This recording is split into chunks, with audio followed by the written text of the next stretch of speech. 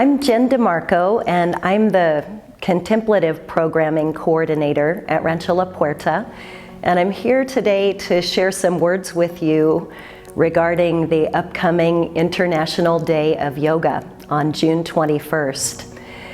And this is a day of celebration and acknowledgement of the practice of yoga and its benefits that is put forth by the United Nations. And I'd like to start my talk today by reading to you the manifesto for this year's International Day of Yoga.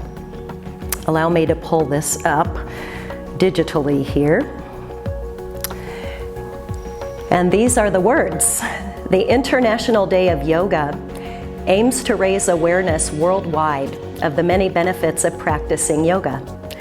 The draft resolution establishing the International Day of Yoga was proposed by India and endorsed by a record 175 member states. The proposal was first introduced by Prime Minister Narendra Modi in his address during the opening of the 69th session of the General Assembly, in which he said, "Yoga is an invaluable gift from our ancient tradition. Yoga embodies unity of mind and body, thought and action, a holistic approach that is valuable to our health and well-being. Yoga is not just about exercise. It is a way to discover the sense of oneness with yourself, the world, and nature." The resolution notes the importance of individuals and populations making healthier choices and following lifestyle patterns that foster good health. In this regard, the World Health Organization has also urged its member states to help their citizens reduce physical inactivity, which is among the top 10 leading causes of death worldwide, and a key risk factor for non-communicable diseases such as cardiovascular disease, cancer, and diabetes. But yoga is more than a physical activity. In the words of one of its most famous practitioners and teachers, the late BKS Iyengar, yoga cultivates the ways of maintaining a balanced attitude in day-to-day life and endows skill in the performance of one's actions. The theme for this year's International Day of Yoga is well-being, and it's very clear in this year's statement that this theme of well-being was chosen because we are finding ourselves in this current state globally of dealing still with our COVID-19 pandemic. We find ourselves dealing with significant climate issues, and we are dealing with significant issues around the globe with racial injustice and persecution of entire populations. All of these things are contributing to a global lack of well-being. And the yoga community has a unique ability, because of the nature of our practice, to stand up in this platform and celebrate and acknowledge and share how the teachings of yoga can contribute to an enhanced overall global experience of well-being. I'd like to share today the 8 limbs of yoga from Patanjali's Yoga Sutras.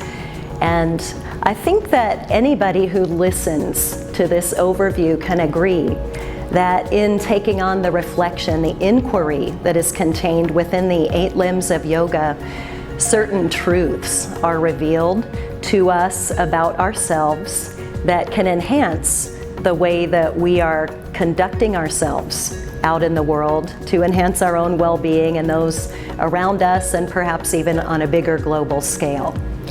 The first limb of yoga from the Yoga Sutras is the 5 concepts that are collectively called the yamas. These are the tools for cultivating external life, and they're an analysis of our more outwardly directed thoughts and words and actions, and how they impact us within ourselves, within our bodies and minds and spirits, and how others around us are impacted because of what we are doing. So the first of these is the word ahimsa, which is cultivating non-violence and non-harming by way of our thoughts and words and actions. The second is satya, the commitment to truthfulness and honesty in our speech and communication. maintaining a high level of integrity to the promises and the commitments that we make.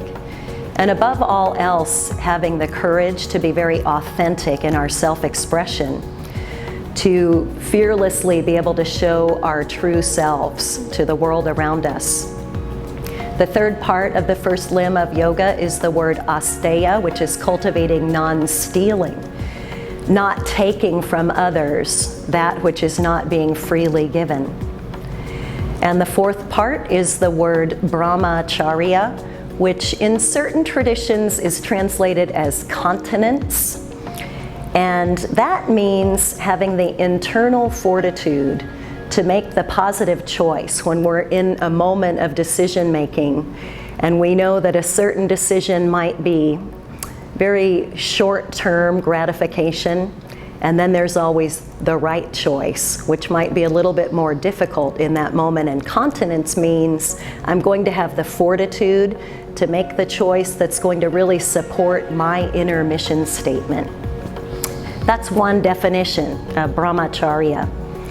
In another definition, we can discuss redirecting creative and vital energies toward cultivating our life's highest purpose and minimizing time wasters and energy wasters that are pulling us away from what we really mean to be doing with our time and effort. That's the way that I like to think about brahmacharya. And then the last piece, the part that ties up the first limb of yoga, is aparigraha, which is cultivating the quality of non-attachment, non-grasping, non-clinging, recognizing when we are holding on to things at our detriment and learning to let go, to let what comes come, let what stays stay, let what goes go, without allowing ourselves to become too mentally and emotionally attached and cling on to those things. Think about just that first limb of yoga, the way that the inquiry can provide some information to us about ourselves and our habits. And in this reflection, we can begin to recognize our patterns. We can begin to recognize things that we do that drive us crazy and create problems and conflict with the people around us. And we can make some informed choices about which things we would like to keep and foster and grow and develop, and which things we might make a determination that we can gently let go of and release. The second limb of the 8 limbs of yoga is another set of 5 concepts that are collectively called the niyamas, and these are observances of our inner states of mind, our attitudes, our perspectives, and our ways of being, and the way that they can really influence the quality of experience that we're having in all parts of our lives. And the first of these is the word saucha, which is cleanliness and orderliness and purification. And at one level, it has to do with purification of the body. This is thought to be the simplistic practice, things that we can do like handling our personal hygiene and eating clean, and cleanliness and orderliness in our environment, purification of the body through physical practice, and minimum substance usage, things of that nature, and considering how we experience a quality of clarity in our minds as a result of those behaviors. That's the simplistic practice of saucha. The more deep esoteric practice of saucha is the purification of the mind itself. To me, this is the ultimate practice of mindfulness. We're being asked to observe the nature of our thinking from the moment we wake up in the morning until the moment we close our eyes at the end of the day. Being able to observe and understand and be clear about our thoughts, and being able to use our own faculty of discrimination to discern, is this thought that I'm thinking pure or impure, healthy or unhealthy, harmful or helpful, affirmative or derogatory? And we can recognize that when the thought stream is veering into the impure, unhealthy, negative, and derogatory stream, well, then that's going to be the quality of experience that we're having. And we recognize that we can choose to strengthen and reinforce the thinking that is in the pure and healthy and positive and affirmative direction. And in doing so, we notice an entirely different quality of experience. The second of the niyamas is the word samtosha, which is cultivating within ourselves the quality and the attitude of contentment and radical acceptance of what is in the moment. And this concept is asking us to look inward to make a determination about how often we're seeking to get something different in the moment, or how often we might be trying to push away something in our experience. Samtosha is asking us to be very present in the moment with a quality of acceptance and acknowledgement that this is my reality in this situation at this moment in time. Not trying to get something different, not trying to push something away. The third concept in the second limb of yoga is tapas, which is cultivating within ourselves the quality of heat and fire and discipline and dedication toward our life's most passionate pursuits, versus the state of mind that is characterized by laziness and lethargy and sluggishness, indifference. And we can recognize in these two mind states we're having two very different qualities of experience. And so tapas is asking us first to get very clear about life's highest purpose, and then to get very clear about what is pulling our time and energy away from that. And tapas also refers to the practices and the behaviors that help us to get back on track, to redirect our energies so that we're really devoting our time and energy towards something that feels very richly satisfying to our soul deep inside. The fourth concept in the niyamas is the word swadhyaya, which means to study and to learn, and it has to do with cultivating the quality of intellectual curiosity and a lifelong willingness and eagerness to keep learning, not only about yoga, but about everything that we can in this world around us, versus the state of mind that is narrow-minded, single-minded, shut down, not open to any new perspectives or ideas ever. Think of the different quality of experience in these two states of mind.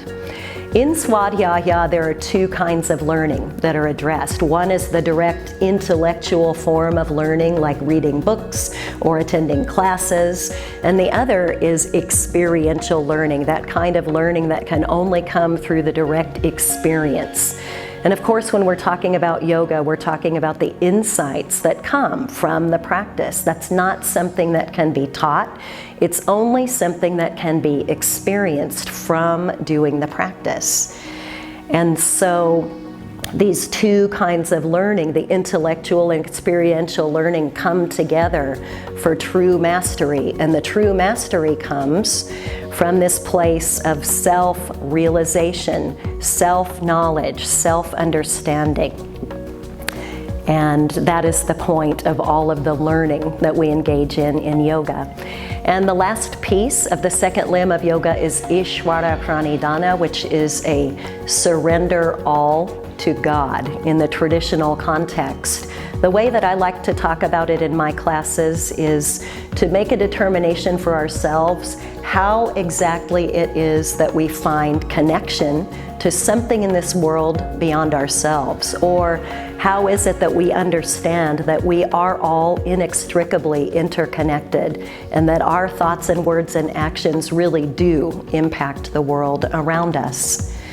The third limb of yoga is asana, that's the physical practice. The fourth limb is pranayama, which is breathing practices and other practices to move prana, life force, through our bodies with different desired outcomes in mind. The fifth limb is pratyahara, learning to minimize distraction. The next is dharana, which is concentration on a single object. Number 7 is dhyana, the state of meditation.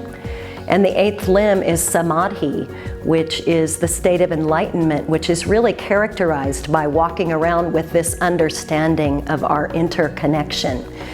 And to tie it up with this theme of well-being with the International Day of Yoga, it's my opinion that they've chosen well-being because we need this experience of interconnection. We need this remembrance that our thoughts, our words, our actions impact the world around us. It's going to be impossible to have a global experience of well-being if individuals continue to walk around with damaging and destructive patterns within their thoughts, within their words, and within their behaviors. And this inner practice of yoga provides the opportunity for reflection and an inner process of transformation, which I believe is absolutely critical at this time that we're finding ourselves in, to be able to have an expectation to go out and promote a global experience of well-being. Every system in the body is positively impacted by the breath work that we do. Every system in the body is positively impacted by a regular and consistent meditation practice. And I would like to just say that it's my hope that you'll feel inspired to take a look at this other piece, the other part of the teachings of yoga, which does ask us to look inwardly at the nature of our thoughts and words and actions, and the way that these elements also contribute or detract from our overall experience of well-being. Thank you so much.